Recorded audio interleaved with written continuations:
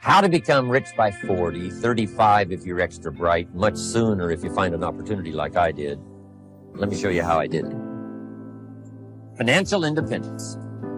I like the phrase financial independence. Some people are a little bit concerned about using the word becoming rich or becoming wealthy, and I can understand that. I struggled a little bit with this. Is it okay to go for becoming rich, go for becoming wealthy?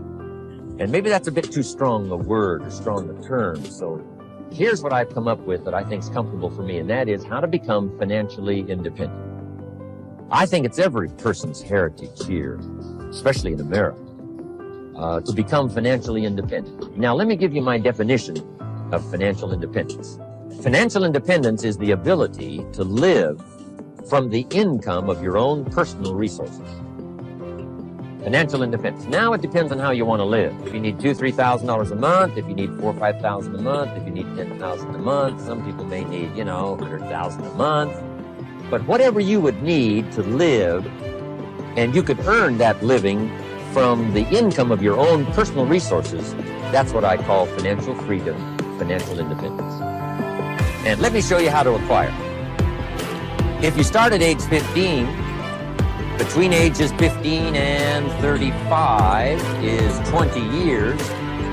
And in my personal opinion, based on my own studies and my own experience, 20 years, in my opinion, is enough time to become financially independent. If you're not, you don't live in the wrong country. Probably what's happened is you have the wrong plan.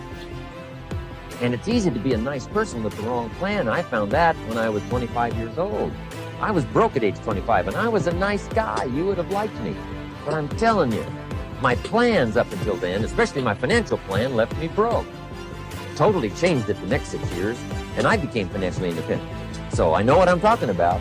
It is possible in a reasonable amount of time, 15 to 35, whatever, 20 years time, enough time. You can do it in a much shorter period of time, like I did if you want to.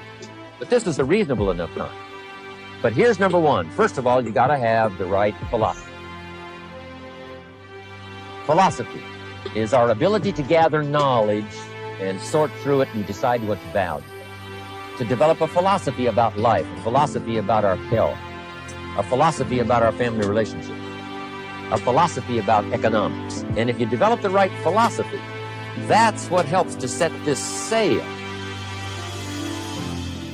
so that in 6 years it takes you where you want to go, instead of winding up like I did that first 6 years of my economics, broke, no money, empty bank account.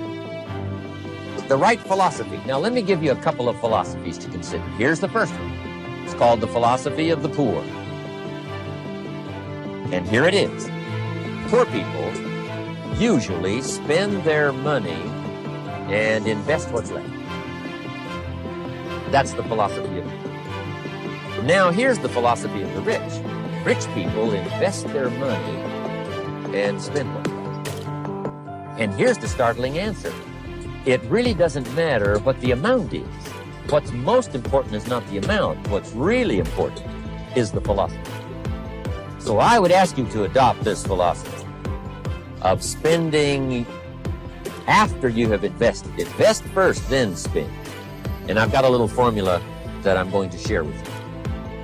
Now, what should a child do with a dollar? I mean, there's a lot of debate going on, I'm sure, across the country on what a child should do with a dollar. Here's one opinion. It's only a child and it's only $1. The difference is a penny. Well, in my opinion, it makes all the difference in the world. A person's economic future starts with a child with $1. Somebody says, oh, no, you're only young once. Let him spend $1. Well, when would you hope that would stop? Somebody says, well, wait till he's 50 and broke like me and then he'll learn. Well, no, we don't want to wait that long. If I would have known earlier than age 25, I would have changed. In high school, if they would have had classes called Wealth 1, Wealth 2, I'd have taken both classes. I would not have waited until age 25. So, the earlier the better. So, what should a child do with $1? Here's the simple premise to begin with. Don't spend it all. And if a child wants to spend the whole dollar, you got to say, hey, don't spend it all. Don't spend it all. They'll say, why not? It's my dollar. I earned it. You say, I know you earned it, but don't spend it all. They'll still say, why not? Say, let me show you why not. So you put them in your car, take them to the other side of town, and show them where people live that spend the whole dollar. Just drive them around. Kids learn best by visual. Just drive around and say, would you like to live here? Kid says, no. Would you like to live like these people live? Kid says, no, no. Then you can't spend the whole dollar. So kids will get the message. So, take them to the other side of town, show them around, unless you already live there, and then just show them around. Anyway, don't spend the whole dollar.